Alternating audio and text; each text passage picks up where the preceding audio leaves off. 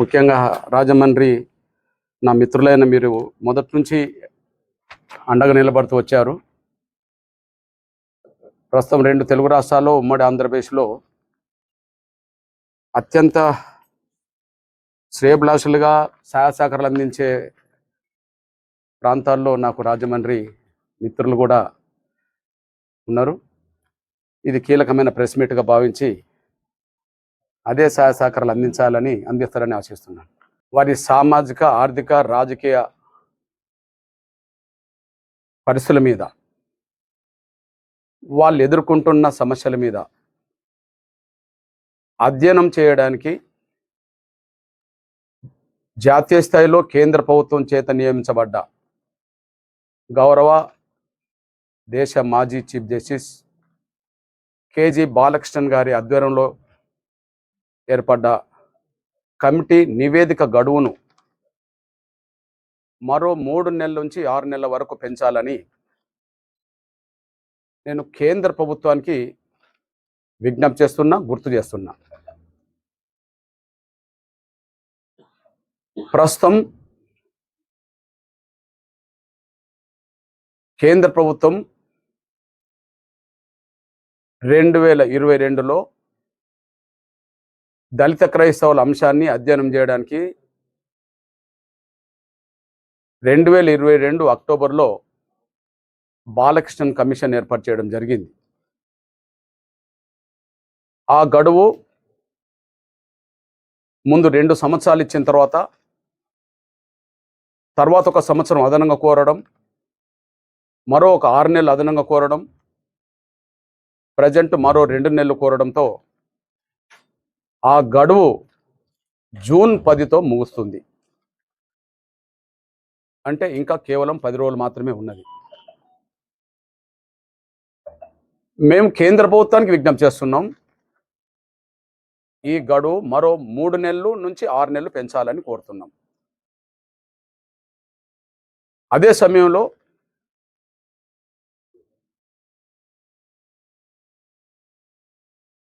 గౌరవ చైర్మన్గా నియమించబడ్డ బాలకృష్ణన్ గారికి కూడా విజ్ఞప్తి చేస్తున్నాం.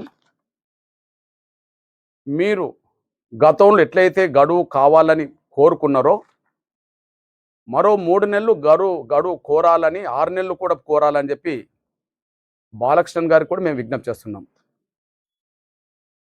3 నెలల నుంచి 6 నెలల వరకు గడువు కోరాల్సిన బాధ్యత బాలకృష్ణన్ గారి మీద ఉంది. అంగీకరించాల్సిన బాధ్యత కేంద్ర ప్రభుత్వం మీద కూడా ఉంది. ఇది మేము స్పష్టంగా ఇరు పక్షాలకు విజ్ఞప్తి చేస్తున్నాం. దానికి కారణం ఏంటంటే, గతంలో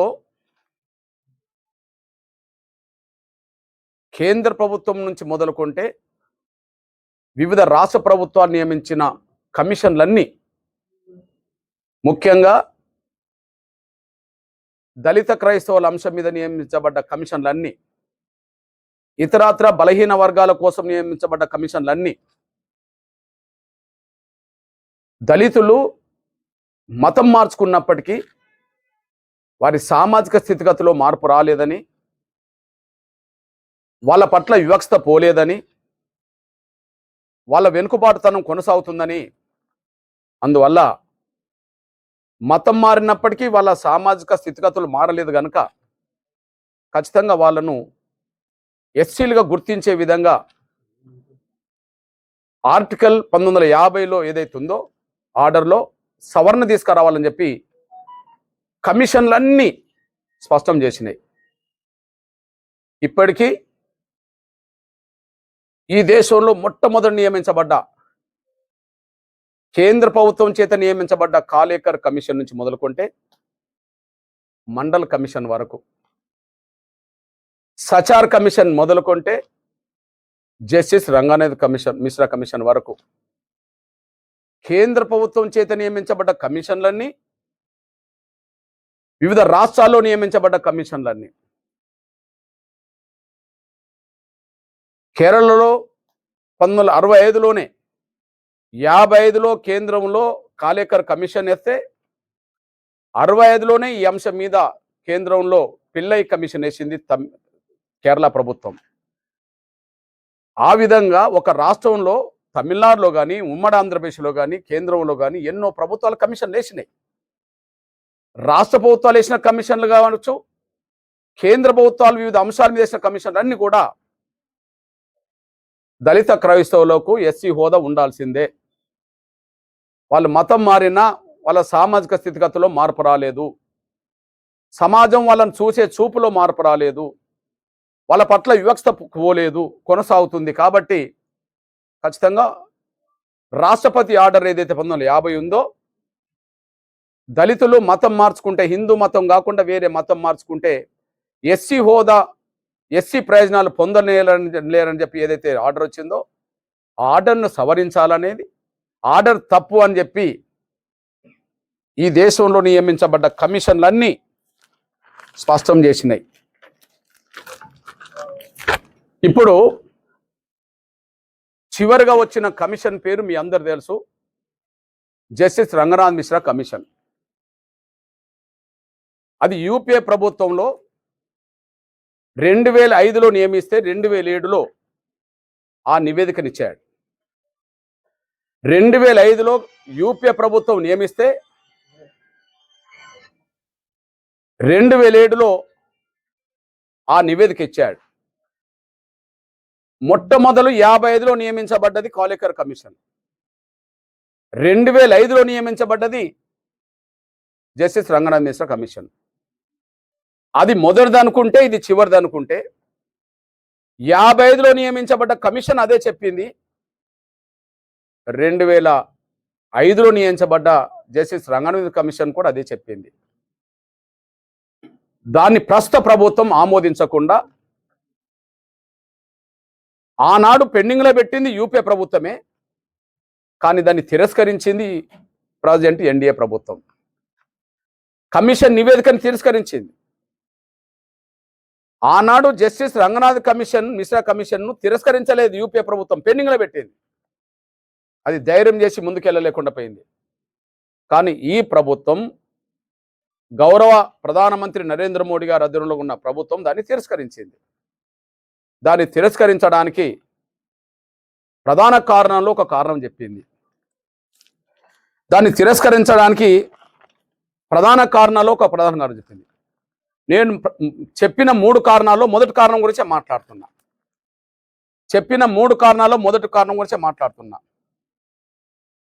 ఇది సాంఘిక సంక్షేమ శాఖ ఆధ్వర్యంలో తీసుకున్న నిర్ణయంలో ఏమని ఉంటుందంటే, క్రైస్తవ ఇస్లాం మతంలో మారిన దళితులకు ఎస్సీ హోదాకు అనుకూలంగా వ్యవహరించిన జస్టిస్ మిశ్రా కమిషన్ను అది తప్పుపట్టింది. అంటే దళిత క్రైస్తవులకు అనుకూలంగా ఇచ్చిన నివేదికను కేంద్రం తప్పుపట్టింది.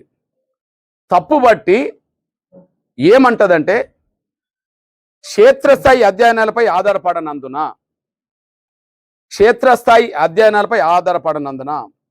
క్షేత్రస్థాయిలోని పరిస్థితులతో దాన్ని ధృవీకరించలేనందున, అంటే కింది స్థాయికి వెళ్ళి పరిశీలించనందున ఈ నివేదిక లోపభూయిష్టం అని చెప్పి దాన్ని తిరస్కరించేది.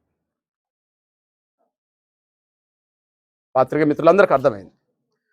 అంటే 3 కారణాలు చెప్పినా మొదటి కారణం మాత్రం క్షేత్రస్థాయిలో పరిస్థితులను అధ్యయనం చేయలేదు, దానికి ఆధారాలు సమకూర్చలేదని చెప్పి దీన్ని తిరస్కరించడానికి మొదటి కారణం చెప్పింది.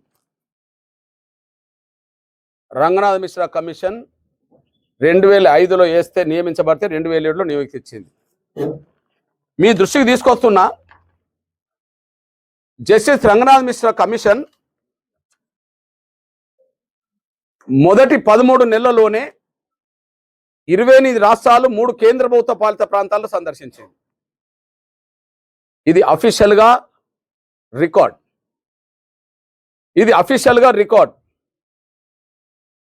2005 నుంచి 2006 వరకే పరిశీలన కోసం 28 రాష్ట్రాలు తిరిగింది, 3 కేంద్ర ప్రభుత్వ పాలిత ప్రాంతాలు కూడా తిరిగింది. తిరిగి మళ్ళా అప్పటికుండబడి నివేదికను అధ్యయనం చేసి ఇవ్వడానికి 2 సంవత్సరాలు పట్టింది. నేను అంటున్నా, 28 రాష్ట్రాలు తిరిగి అధ్యయనం చేసిన కమిషన్ లోపభూయిష్టమవుతే, 3 కేంద్ర ప్రభుత్వ పాలిత ప్రాంతాలు తిరిగిన అధ్యయన రిపోర్టు లోపభూయిష్టమవుతే, ఇప్పుడు జస్టిస్ బాలకృష్ణన్ గారికి ఇచ్చిన గడువు 2022లో అయితే 26లో ఉన్నాం. 2022లో అయితే 26లో ఉన్నాం. అది 2 సంవత్సరాల్లో 28 రాష్ట్రాలు తిరిగింది కదా. కానీ జస్టిస్ బాలకృష్ణన్ కమిషన్ ఈ 4 సంవత్సరాల్లో అఫీషియల్గా తిరిగిన రాష్ట్రాల సంఖ్య 8 మాత్రమే. అఫీషియల్గా తిరిగిన రాష్ట్రాల సంఖ్య బాలకృష్ణన్ కమిషన్ 8 మాత్రమే. రంగనాథ్ మిశ్రా కమిషన్ ఉమ్మడి ఆంధ్రప్రదేశ్ మొదలుకొని దేశంలో అన్ని రాష్ట్రాలు పర్యటన చేసింది. అప్పటికి తెలంగాణ రాష్ట్రం లేదు. మొట్టమొదలు పర్యటన చేసిందే ఉమ్మడి ఆంధ్రప్రదేశ్ నుంచి. జస్టిస్ బాలకృష్ణన్ కమిషన్ పర్యటన చేసింది కర్ణాటక నుంచి మొదలుపెట్టింది. కర్ణాటక, తమిళనాడు, కేరళ, ఆంధ్రప్రదేశ్లో సెక్రటరియట్కి వచ్చింది. బీహార్, గుజరాత్, మధ్యప్రదేశ్ లాంటి రాష్ట్రాలకు వెళ్ళింది.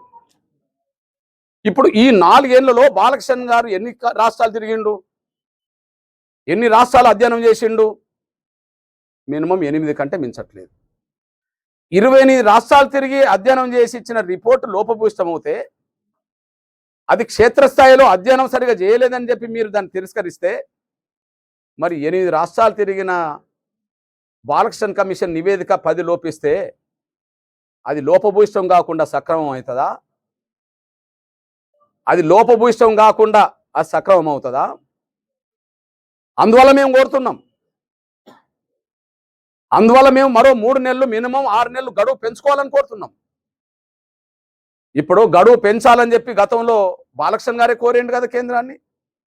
కోరింది కాబట్టినే బాలకృష్ణ గారికి గడువు పెంచిండు కదా కేంద్రం. మరి మిగిలిన రాష్ట్రాలు తిరగడం కోసం లోతైన అధ్యయనం చేయడం కోసం నాకు మరింత గడువు కావాలని కోరాల్సిన బయట ఉన్నది కదా. మీరు 4 ఏళ్లలో 8 రాష్ట్రాలే తిరిగిండ్రు, ఆయన 2 ఏళ్లలో 28 రాష్ట్రాలు తిరిగిండ్రు. కాబట్టి గడువు పెంచుకోవాలని చెప్పి కోరాల్సిన బాధ్యత బాలకృష్ణ గారి మీద ఉంది. గడువును అంగీకరించాల్సిన బాధ్యత, కోరే గడువును అంగీకరించాల్సిన బాధ్యత కేంద్ర ప్రభుత్వం మీద ఉన్నదని చెప్పి నేను స్పష్టంగా గుర్తు చేస్తున్నా. అదే సమయంలో చాలా బాధాకరమైన విషయం ఏంటంటే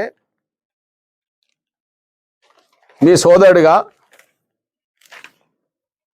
సుప్రీంకోర్టులో ఇది ప్రధాన కేసు విచారణ జరుగుతున్నప్పుడు జస్టిస్ రంగనాథ్ మిశ్రా కమిషన్ నివేదికను మీరు ఎందుకు అంగీకరించట్లేదని చెప్పి కేంద్ర ప్రభుత్వాన్ని అడిగితే, మీరు జస్టిస్ రంగనాథ్ మిశ్రా కమిషన్ను ఎందుకు అంగీకరించలేదని అడిగితే, సొలిసిటర్ జనరల్ ఆయన సుప్రీంకోర్టులో మాట్లాడింది ఏంటంటే, తుషార్ మెహతా ఆయన మాట్లాడింది ఏంటంటే, ఇది క్షేత్రస్థాయి అధ్యయనం చేసి ఇచ్చిన రిపోర్టు కాదు, 4 గోడల మధ్యలో రాసిన రిపోర్ట్ అని చెప్పి అందులో మాట్లాడతాడు. ఇది ఎంతనే? సుప్రీంకోర్టు సోలిసిటర్ జనరల్ ఇది దేశవ్యాప్తంగా తిరిగి అధ్యయనం చేసి వచ్చిన రిపోర్టు కాదు, 4 గోడల మధ్యలో రాసుకున్న రిపోర్ట్ అని చెప్పి వచ్చింది. ఇది డిసెంబర్ 7, 2022లో. ఇందులో వేరే ఇంగ్లీష్ పత్రికలు కూడా వచ్చేసింది. నేను అంటున్నా, 28 రాష్ట్రాలు తిరిగి క్షేత్రస్థాయిలో అధ్యయనం చేసి వచ్చిన రిపోర్టే 4 గోడల మధ్యలో రాసిందని మీరు భావిస్తే, మరి కేవలం 8 రాష్ట్రాలు తిరిగి రిపోర్ట్ ఇస్తే అది ఎక్కడ రాసిందని అనుకోవాలి మీరు? అంటే రాసేది బాలకృష్ణ గారా లేదా ఇంకెవరన్నా? తిరగాల్సింది బాలకృష్ణ గారు, తిరగలేదు. రాయాల్సింది తానే. 28 రాష్ట్రాలు తిరిగి అధ్యయనం చేసి రాత్రినో మీరు తప్పు పట్టారు, 4 గోడల మధ్యలో అన్నారు కదా. మరి 8 రాష్ట్రాలు మాత్రమే తిరిగిన అధికార రిపోర్ట్ ఉన్నది, ఇంకొక 10 రోజులే గడువు ఉన్నది. మేము నిన్నగాక మొన్ననే ఢిల్లీలో బాలకృష్ణ గారిని కలిసి, సార్ మీరు ఇంకా పూర్తి స్థాయిలో పర్యటన చేయలేదు, మీరు ఉమ్మడి ఆంధ్రప్రదేశ్కి వస్తే కేవలం సెక్రటరియట్కి వచ్చి పోయారు, ఇప్పుడు తెలంగాణకు మీరు రాలేదు, ఇంకా మిగిలిన రాష్ట్రాలు మీరు తిరగలేదు, ఖచ్చితంగా మీరు గడువు కోరుకోవాలి, తెలంగాణతో పాటు మిగిలిన రాష్ట్రాలు కూడా మీరు రావాలి అని చెప్పి మేము కోరితే, ఈసారి నేను గడువు కోరను, వాళ్ళు గడువు ఇవ్వరు అని అంటాడు. అది ఎట్లా న్యాయం అవుతుంది? ఈసారి నేను గడువు కోరను, కేంద్రం గడువు ఇవ్వదు అని అంటాడు. నా సోదరుడు పక్కనే ఉన్నాడు. నేను అప్పీల్ చేశా, ఇవన్నీ చూసే నేను అప్పీల్ చేశాను. గడువు కోరండి, క్షేత్రస్థాయికి రండి. దళితులు హిందూ మత విశ్వాసాలు కలిగి ఉన్నప్పుడు ఎట్లయితే అసమానతలు గురై అవమానాలు పడుతుండ్రో, క్రైస్తవ మతంలో పోయినప్పటికీ అవమానాలు అసమానతలు పోలేదు. హిందూ వ్యవస్థలో ఎట్లయితే వివక్షత ఉన్నదో క్రైస్తవ్యంలో కూడా వివక్షత కొనసాగుతుంది అని చెప్పి, మీరు మరొక టైం కోరుకోండి అంటే కూడా మీ వాదన నేను అంగీకరించను అని చెప్పి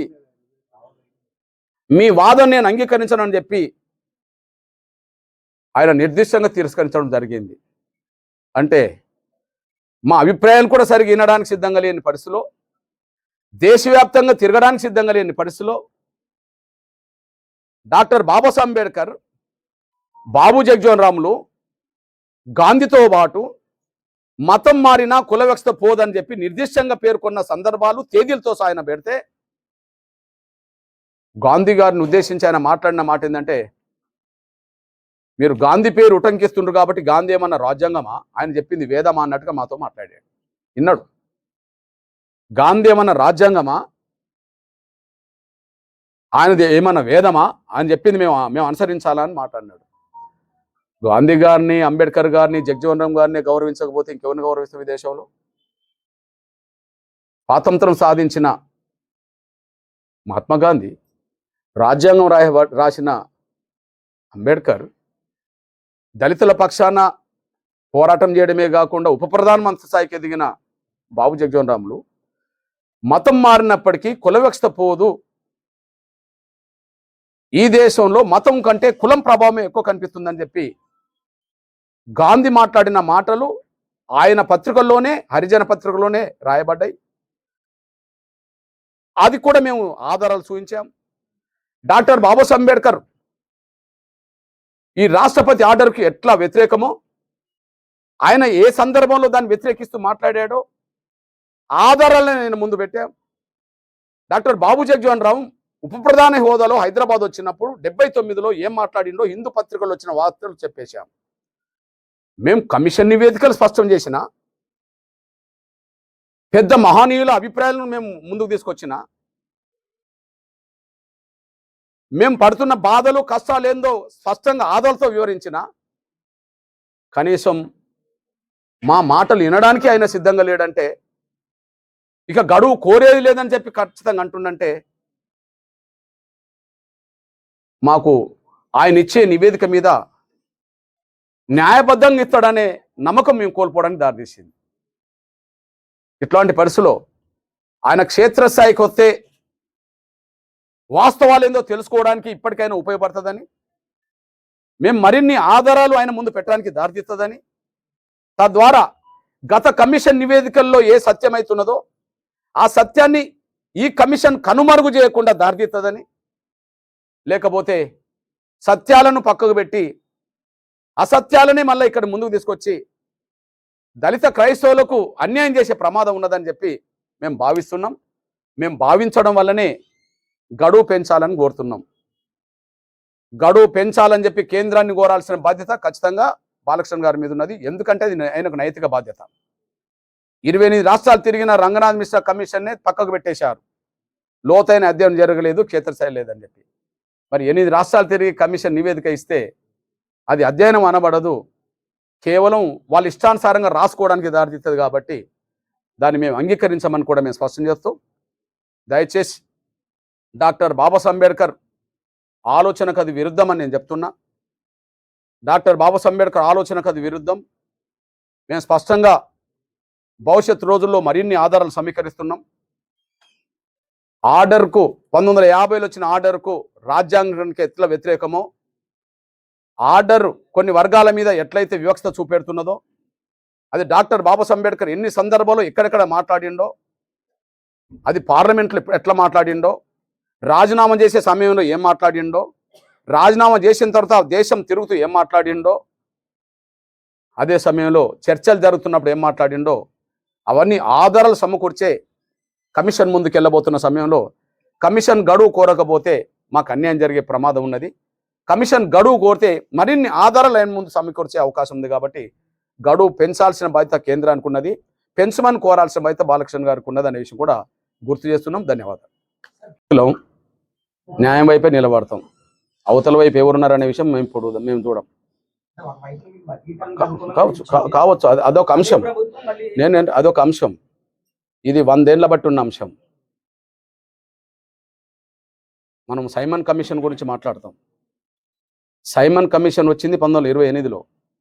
ఆ 28లోనే దక్షిణాది రాష్ట్రాల దళిత క్రైస్తవులందరూ విజ్ఞప్తి చేశారు, మేము మతం మారినప్పటికీ మా మీద వివక్షత పోవట్లేదు, మమ్మల్ని అట్లనే చూస్తున్నారు, అవమానిస్తున్నారు, మాకు న్యాయం చేయండి అని చెప్పి.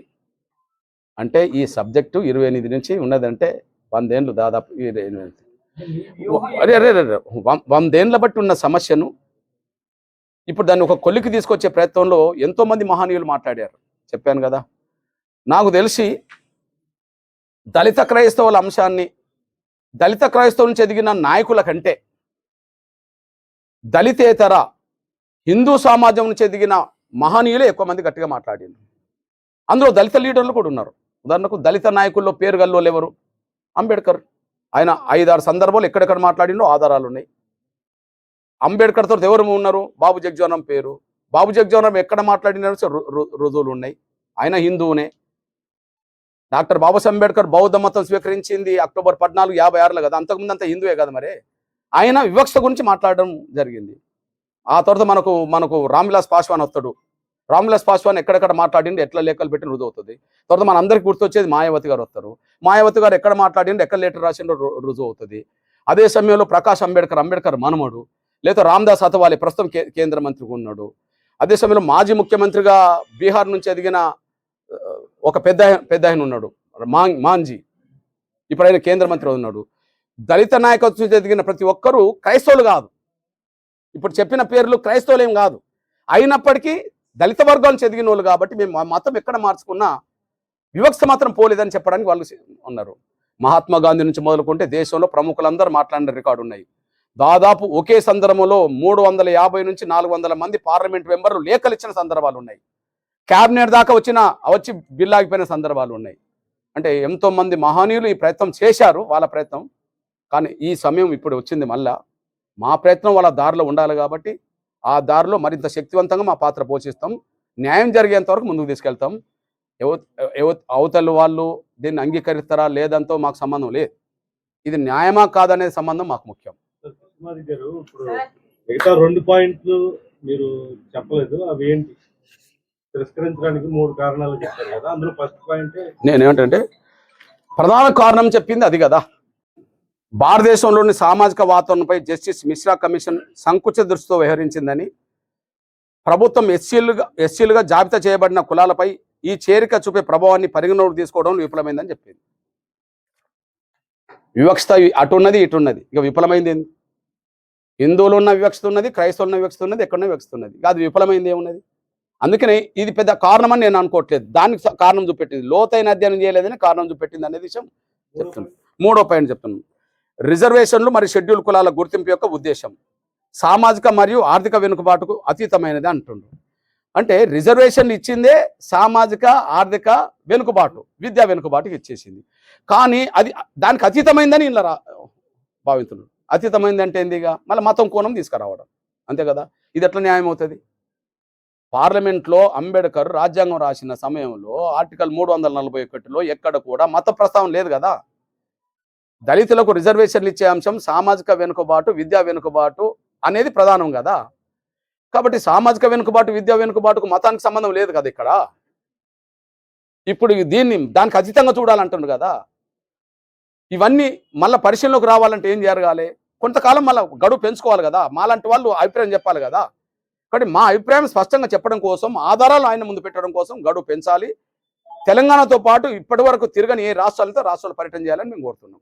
రాష్ట్రపతి ఆర్డర్ తీసేటప్పుడు హిందువులకు తప్ప మరెవరికి ఇలా రిజర్వేషన్ వర్తించవు అని ఉన్నది ఫస్ట్. అందులో బౌద్ధం సిక్కులకు కూడా రాలే అవకాశాలు, గుర్తుపెట్టుకోండి. 1950 ఆగస్టు 10న రాజ్యాంగం అమల్లోకి వచ్చింది ఎప్పుడు? 1950 జనవరి 26. ఆనాడు ఇవి లేవు. కానీ పార్లమెంట్లో చర్చలు జరగకుండా, రాజ్యాంగంలో చట్టంలో లేకుండా ఆర్డర్ తీసుకొచ్చారు. ఆర్డర్ ఆగస్టు 10న వచ్చింది. ఆగస్టు 10న 1950లో వచ్చిన ఆర్డర్లు ఏమున్నది? కేవలం హిందువులకు మాత్రమే, సిక్కులకు వద్దు, బౌద్ధులకు వద్దు, ఇంకెవరికి వద్దు అని చెప్పేసింది. అంటే ఆనాడు మరి సిక్కులను బౌద్ధులను మన వాళ్ళే అని చెప్పి అనుకోలేదు కదా. కానీ సిక్కు దళితులు, సిక్కు రాజకీయ నాయకులు అందరూ కొట్లాడితే 56లో వాళ్ళను కూడా చేర్చారు. 90లో 1990 నాటికి బౌద్ధులు, నవబౌద్ధులు, అంబేద్కర్ వారసులు అనబడుతున్న వాళ్ళందరూ మళ్ళీ కొట్లాడితే వాళ్ళకు 90లో వచ్చింది. అంటే మొట్టమొదలే మరి ఈ సిక్కులను బౌద్ధులను మన దేశ మతస్థులను ఇక్కడ తీసుకోలేదు కదా. ఎక్కడ పోరాటం జరిగితే పోరాటానికి తగ్గట్టుగా ఫలితం వచ్చేసింది తప్ప ముందే చేర్చలేదు కదా. Number 1 point. ఇప్పుడు 56లో సవరించినప్పుడు సిక్కుల కోసం, 90లో సవరించినప్పుడు బౌద్ధుల కోసం, క్రైస్తవుల కోసం సవరించడానికి వచ్చిన ఇబ్బంది ఏంటిది? ఇబ్బంది ఏంటిది? ఆ మతం ధైర్యంగా చెప్పమానండి కేంద్రం. కేంద్రం చెప్పండి, అట్లా చెప్తలేదు. క్రైస్తవ్ ఇనమ్మా వాళ్ళు అఫిడవిట్ వేసింది కూడా నా దగ్గర ఉన్నది. సుప్రీంకోర్టులో అఫిడవిట్ ఏమనేసిండ్రో ఉన్నది. ఏమనేసిండ్రు? క్రైస్తవంలో సమానత్వం ఉంది కాబట్టి, ఇక్కడ హిందువులో సమానత్వం లేదు కాబట్టి రిజర్వేషన్ ఇచ్చాము, అక్కడ సమానత్వం ఉన్నది కాబట్టి మేము రిజర్వేషన్ ఇవ్వము అంటారు. సమానత్వం బయట. ఏది? క్రైస్తవ సమానత్వం అనేది బార్డర్ అవతల క్రైస్తవంలో ఉండవచ్చు. కానీ ఈ దేశంలో ఏ మతం వచ్చినా, అది ఇస్లాం మతం వచ్చిందా, క్రైస్తవం వచ్చిందా, ఏ మతం వచ్చింది కాదు. ఈ దేశంలో పుట్టిన ప్రతి మతంలో, ఈ దేశానికి వచ్చిన ప్రతి మతంలో ఇక్కడ కుల వ్యవస్థ కొనసాగుతుంది. అంటే అంబేద్కర్ చివరికి ఏమన్నాడంటే, కుల వ్యవస్థ గురించి విశ్లేషిస్తూ ఏమన్నాడంటే, మతం కంటే కుల వ్యవస్థ ఈ దేశాన్ని అత్యంత ప్రభావితం చేస్తున్నది అన్నాడు. అంటే మతం 2వ స్థానంకి వెళ్ళిపోయింది. నువ్వు క్రైస్తవుడివా, హిందువా, ముస్లిమా, ఇంకోట బౌద్ధవా కాదు. నువ్వు ఏ మతం నమ్ముకున్నా అంతకంటే ఎక్కువ కులానికి ప్రాధాన్యత పెరిగింది, కుల వ్యవస్థ ప్రాధాన్యత పెరిగింది, కులమే డామినేట్ చేస్తున్నదని చెప్పి అంబేద్కర్ రాశాడు. ఇది సత్యం కదా. ఇప్పుడు మనం అందరం హిందువులు అవుతే ఒక ఊర్లో హిందువుల్లో ఉండబడే అన్ని కులాల మధ్యలో సామాజిక సమానత్వం లేదు కదా, ఇచ్చిపుచ్చుకోవడాలు లేవు కదా. సేమ్ అది క్రైస్తవులకు వచ్చింది కదా, సేమ్ ఇంకో మతంలోకి వచ్చింది కదా. బౌద్ధులైనా, సిక్కులైనా, ఇంకోరైనా మతం ఏదైనా వాళ్ళ కులమే ప్రభావితం చేస్తుంది కదా. కాబట్టి కులమే ప్రధాన ఎజెండాగా తప్ప మతం కాదని చెప్పి డాక్టర్ బాబాసాహెబ్ అంబేద్కర్ స్పష్టంగా చెప్పడం జరిగింది. అది అందరికి కనిపిస్తున్నది. ఇక పోతే నేను అడుగుతున్నా, మనం గర్వాపసాన్ని పిలుపునిస్తున్నాం. పాశ్చాత్య దేశాలకు వెళ్ళిన హిందువులందరూ ఇక్కడ ఇండియాకు రావచ్చు కదా, పిలుపునివ్వమనండి. పాశ్చాత్య దేశాల్లో దళితుల వరపై 100 మంది లేరు. దళిత వర్గాల నుంచి ఎదిగిన వాళ్ళు ఎవరు 100 మందో 1000 మందో లేరు. కానీ లక్షల మంది, కోట్ల మంది పాశ్చాత్య దేశాల్లో ఉన్నారు. వాళ్ళందరూ ఎవరు? ఉన్నత వర్గాలకు సంబంధించిన వాళ్ళు హిందువులే ఎక్కువ మంది ఉన్నారు. ఉన్నత వర్గాలకు సంబంధించిన వాళ్ళు హిందువులు ఎక్కడున్నారు? ఎక్కడ జీవిస్తున్నారు? ఏడ ఉద్యోగాలు తెచ్చుకున్నారు? ఏడ సంపాదిస్తున్నారు? ఏడ గొప్ప ఎదిగినరు? ఎక్కడెక్కడ లక్షల కోట్ల రూపాయలు సంపాదించుకున్నారు? అక్కడనే కదా. మన అందరం ఇక్కడోళ్ళం అంటున్నప్పుడు అక్కడికి ఎందుకు పోవాలి? మరి మనం అందరం హిందువులు అయినప్పుడు ఇక్కడే ఉందాం, ఏమున్నది? పాశ్చాత్య దేశాలకు వెళ్ళాల్సిన అవసరం ఏమున్నది? గర్వాపస్ అనేటోళ్ళు ఇండియా వాపస్ రమ్మని చెప్పండి. ఇండియా వాపస్కి వచ్చి కోట్లాది మంది హిందువులు అందరూ పడితే బయట దేశంలో ఇక్కడికి వచ్చినప్పుడు గర్వాపస్ గురించి మాట్లాడుకుందాం, ఉండాలన్నా పోవాలని తెలుసుకుందాం. యుద్ధం చేయాల్సిన సమయంలో ఎవరిని వదలమమ్మా చెప్తున్నా. అదే వినండి, పద్మశ్రీ వాడి దయదక్షిణ ఇచ్చింది కాదు, ఈ సమాజానికి మేము చేసిన సేవలకు అనుగుణంగా వచ్చింది. నన్ను ప్రశ్నించే మీ ఇంట్లో కూడా మేము సాధించిన పథకాలు ఉన్నాయి. ఆ అమ్మ ప్రశ్నించింది, ఆ ఇంట్లో కూడా మా పథకాలు ఉన్నాయి. ఎంఆర్పిఎస్ కులం కోసమే చేయలే. ఈ దేశంలో ఎవరు చేయని ఉద్యమాలు ఎంఆర్పిఎస్ చేసింది. ప్రభుత్వాల కంటే, పార్టీల కంటే, నాయకుల కంటే ఎంఆర్పిఎస్ అన్ని కులాల పేదలకు సాధించి పెట్టింది. ఈ దేశంలో ఎక్కడ ఆరోగ్యశ్రీ పథకం లాంటి పథకం లేదు. ఎంఆర్పిఎస్ నడిపిన గుండె జబ్బుల ఉద్యమం ఆరోగ్యశ్రీ పథకం వస్తే మీ ఇంట్లో ఉంటుంది. అది ఓకే, అది కులంతో మతంతో సంబంధం లేదు. గుండె జబ్బుతో బాధపడుతున్న పిల్లల కోసం జరిగిన ఉద్యమం ఫలితం అది. కాళ్ళు లేని, చేతులు లేని, కళ్ళు లేని వికలాంగుల పక్షాన్ని యుద్ధం చేస్తే దేశంలో ఎక్కలేని పెన్షన్లు మన తెలుగు రాష్ట్రాల్లో పొందుతున్నారు. దేశంలో ఎక్కడ ఇంత పెన్షన్ ఉండదు. వృద్ధులకైనా, వితంతులకైనా ఎంఆర్పిఎస్ ఉద్యమం చేసింది. తెల్ల రేషన్ కార్డు బియ్యం కొట్ట పెరగాలని చెప్పి ఉద్యమం చేసి పేదలందరికీ ఇచ్చింది. మీరు ఏ ఊరన్నా కావచ్చు, ఏ ఊర్లో ఎన్ని కులాలు ఉండవచ్చు, అన్ని కులాల పేదలకు వాళ్ళ ఇళ్లలో పథకాలు ఉన్నాయే, అది ప్రభుత్వాలు వాళ్ళకై వాళ్ళు పెడితే రాలే, ప్రతిపక్షాలు కొట్లాడితే రాలే, ఎంఆర్పీ సాధిస్తే వచ్చింది. ఇది రాష్ట్రపతి కేంద్ర ప్రభుత్వం ఈ విషయాన్ని గుర్తించింది. రాష్ట్రపతి ఈ పురస్కార పత్రంలో ఈ ఉద్యమాలన్నీ గుర్తించింది. అంటే ఎంఆర్పిఎస్ వర్గీకరణ కోసం కొట్లాడితే అది వచ్చింది కాదు, సమాజంలో అన్ని వర్గాల పేదల భవిష్యత్తు కోసం కొట్లాడితే వచ్చిందని చెప్పి రాష్ట్రపతి గ్రహించింది. పురస్కార పత్రం చదవండి. అందువల్ల పోరాటాలు లేకుండా సమాజం కోసం మేము చేయకుండా మాకు ఏం రాలేదు. అయితే కేంద్ర ప్రభుత్వం ఈ విషయాన్ని గుర్తించింది, రాష్ట్రపతి దాన్ని అంగీకరించారు. మీరు వాళ్ళు ఏమనంటే నేను వాపసు